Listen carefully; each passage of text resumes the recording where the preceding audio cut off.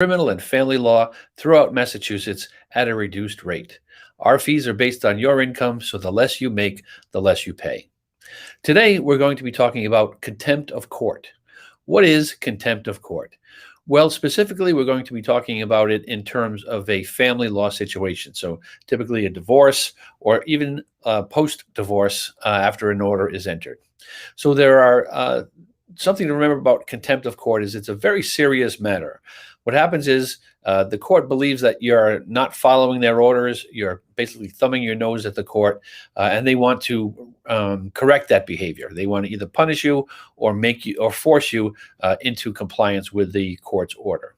So there are three things that three elements for a contempt of court matter. Those are that number one, there must be a clear and unambiguous order from the court. Number two, that the defendant clearly and unambiguously disobeyed that order. And number three, that the defendant had the ability to follow that order. Okay, so those are the three things. Let's break them down a little bit. So first of all, there's a clear and unambiguous order from the court. So there has to be an order in place. It can be a temporary order.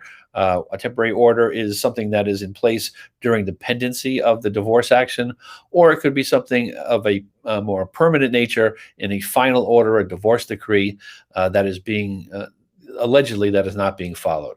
So the order has to be in place and it has to be clear and unambiguous. And sometimes this is where a person defending someone who is accused of being in contempt of court can have a little bit of movement, a little bit of action in defending the action. So it must be clear and unambiguous. And sometimes the language of the order itself lends itself to some interpretation, some ambiguity. What I mean by that is sometimes, let's say, for example, that the order says the father is to have parenting time Wednesdays after soccer practice until 9 o'clock that night or something along those lines.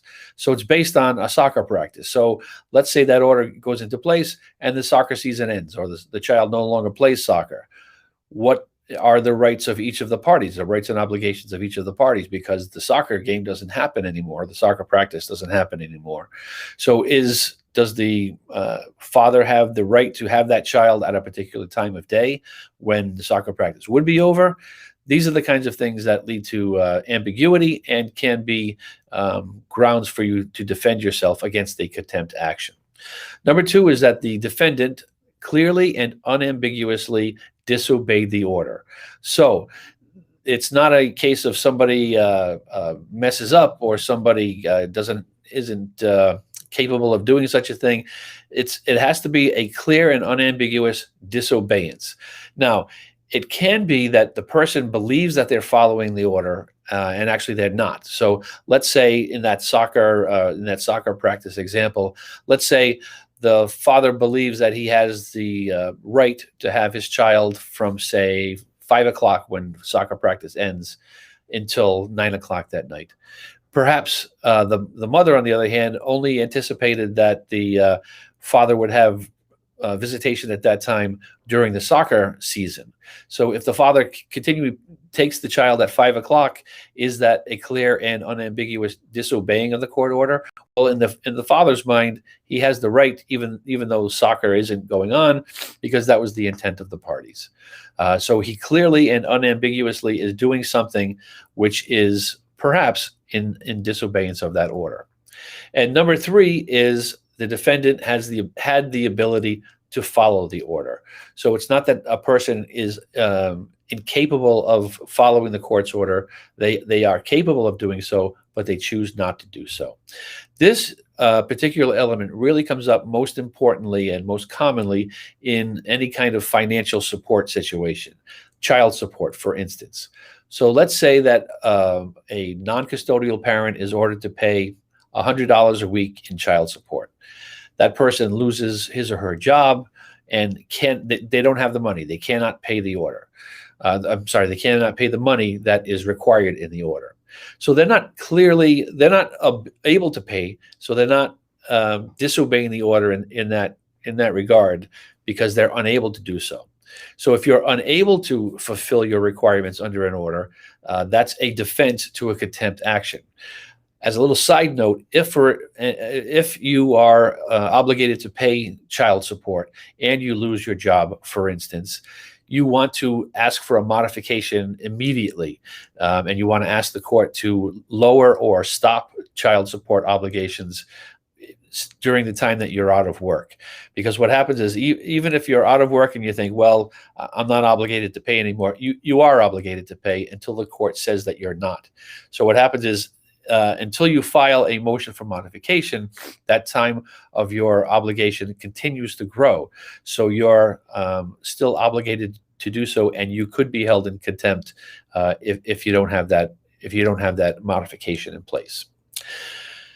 So there are two types of contempt. There's a civil contempt and there's criminal contempt.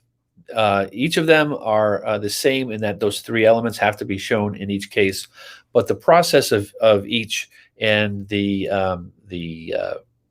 purpose of each is different, as well as the standard of proof that is needed.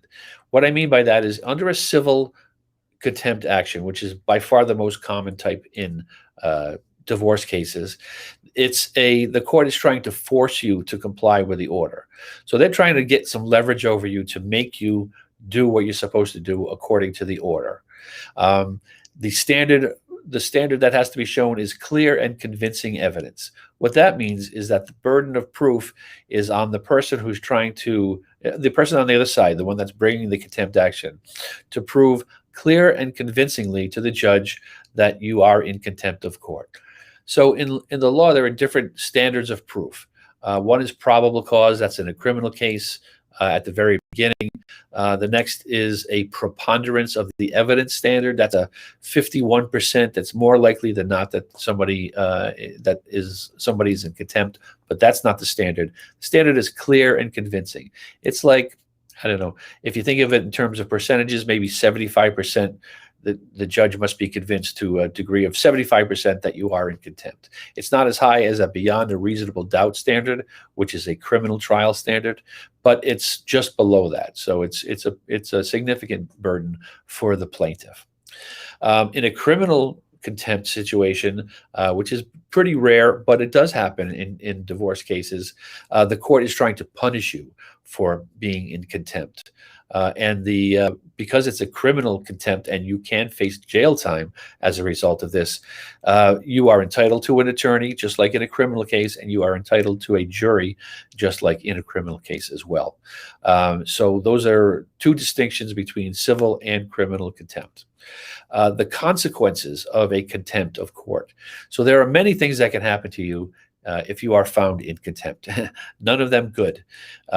Under a criminal contempt, the judge can sentence you to a period of time of incarceration in jail. Even in a civil contempt, the judge can have you held in custody in jail, but you would have the ability to get out if you bring yourself into conformance with the order itself. What I mean by that is, say the judge says that you should be paying child support, and you need to bring that arrearage current so that there's nothing that's owed. So even after trying to get you to do so in many ways, the judge feels that there's no other alternative but to hold you in custody. They will send you to jail, but if you can pay the arrearage, for instance, or a certain amount, you can get out of jail. So you have the keys to your freedom, as they say, in a civil contempt. Other things that can happen, which are more common in a civil contempt situation, is that they can change parenting time schedules. So if you're in contempt because you're interfering with the other parent having their parenting time or visitation with the child, you run the risk of having the court change that up, either change custody or change parenting time, because you're interfering with the child's relationship with the other parent. The judge can also impose the other party's attorney's fees on you. So if the other party has to bring a contempt action, you can be punished also by having to pay their attorney fees. So that's something you certainly don't want to do. Heck, you probably don't want to pay your own attorney's fees, certainly much less the attorney's fees of your spouse. They can suspend your driver's license, for instance, and they can also intercept, if it's a financial situation, they can intercept any tax returns that you might have, so that they can get the money that's owed to either your ex-spouse or the child, what have you. So that's kind of the long and short of contempt proceedings in Massachusetts, specifically in family law divorce cases. As I say, at a Ford law, all of our fees are based on a sliding scale. And what that means is that we base our fees on your income. So the less you make, the less you have to pay. We represent hardworking men and women of Massachusetts, so they can have competent legal representation in family law and criminal law situations.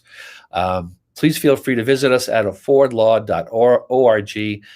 See what we have to offer. You can book a free virtual appointment with us, and you can also get an idea of how much we would charge on an hourly rate for a family law case or the flat fee rate for a criminal law case. At Afford Law, we're making justice